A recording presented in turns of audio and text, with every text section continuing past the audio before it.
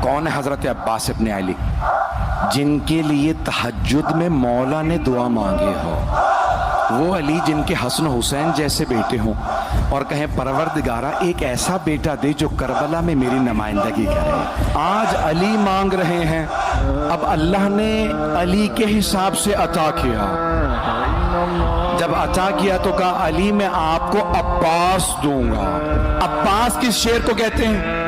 تو میں نے لغت میں دیکھا تو مختلف معنی لکھے تھے۔ ایک جگہ لکھا انگڑائی لیتے ہوئے شیر کو عباس کہتے ہیں، توجہ۔ دوسری لغت میں لکھا تھا عباس اس شیر کو کہتے ہیں جس سے شیر فرار کریں۔ اللہ کے شیر نے کہا یہ عباس ہے۔ بھئی عباس کوئی عام شیر نہیں، شیر خدا کا شیر ہے۔